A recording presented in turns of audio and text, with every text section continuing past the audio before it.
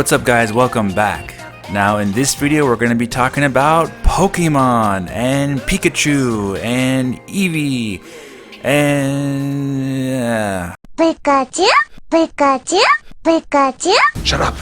As you know, everyone on the internet is talking about the Pokemon rumors, and so basically if you want to check that out, just look anywhere else and you will find it because they're absolutely everywhere. So we're not going to talk about that on this video because all the information is out there and it's been talked about already by various other YouTubers and on websites and whatnot. So if you really want to look at that information, which seems to be real, it looks like this is the real deal for Pokemon, and go ahead and knock yourself out. But I think at this point it's been covered enough and we just are waiting for the actual confirmation and reveal trailer for the game.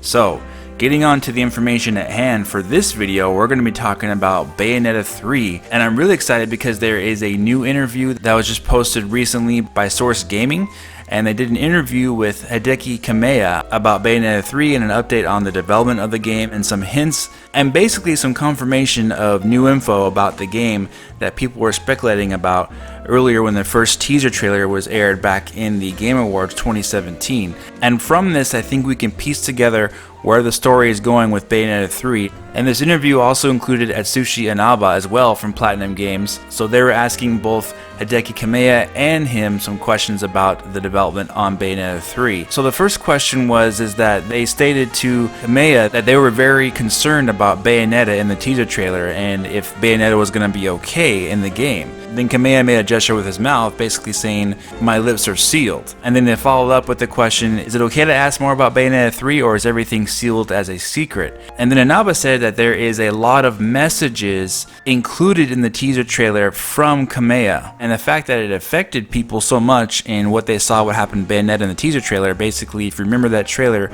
you'll notice that it looked like she was cut in half, or perhaps her legs were chopped off separately at the end of that teaser trailer by the main bad guy in the game.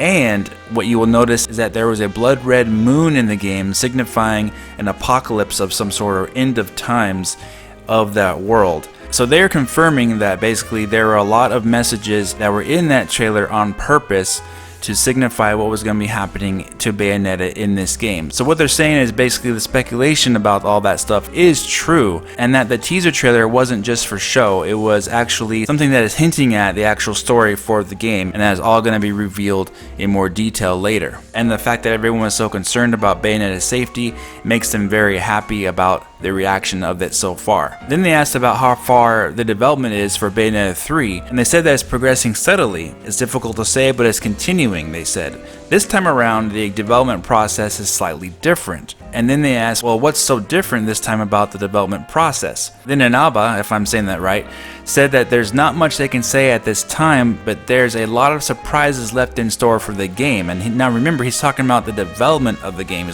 but they said there's a lot of surprises left in store in terms of the development process. Things that are outside of expectations. Please look forward to it, he says. Maybe they got a higher budget, maybe they're targeting something different than what was originally planned, and it's something that's quite possibly much bigger or much more epic or much more exciting than what they originally thought they were going to have. If you play Bayonetta 2, you'll know that that game is very epic in its own way as well. Granted, it didn't have a ton of different animated cutscenes, it has some still shots, and the game could be beaten relatively quickly. But the game, of course, was extremely well made, got a lot of 10 out of 10 scores, even Game of the Year nominations for action games back in 2014. So Bayonetta 2 is a great game, we know that. Now, of course, their goal is to make Bayonetta 3 even better than Bayonetta 2, and right now they're saying that there are some surprises going on in development for this game. So I am really excited to see what they got going on with this game now, since they're giving a little bit more hints and more new info as we get closer and closer to more of a reveal for this game. They also talked about the Wonderful 101 on the Nintendo Switch, and that if they were to put it on the Switch, they do have a plan for it.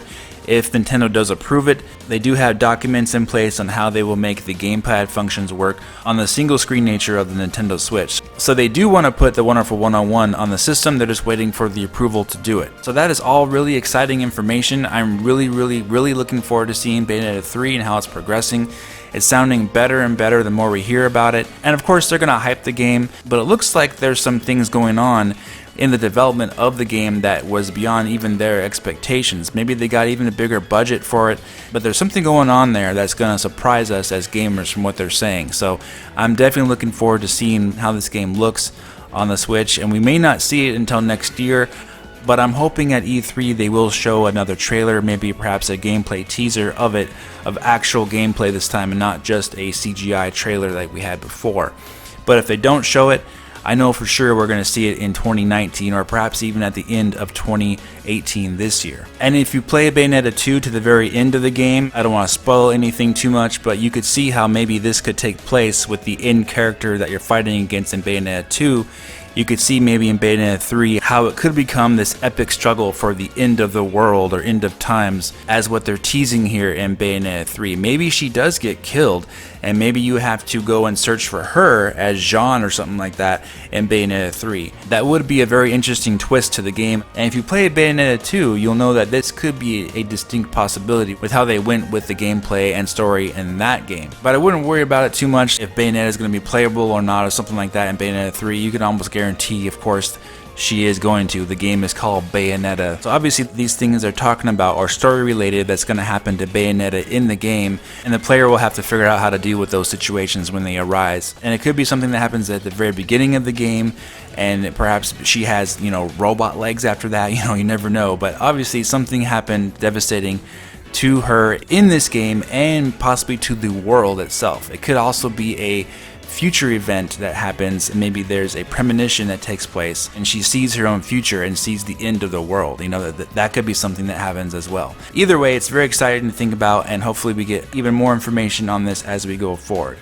Alright guys, let me know what you think about this in the comment section. Are you excited about Bayonetta 3 and more information coming very soon for the game and the information we discussed here? Let me know what you think about it. Leave a lot of comments below, and as always, if you did enjoy this video, please hit the like button, subscribe to the channel, and follow me on Twitter, and I'll talk to you very soon in the next video. Have a great day.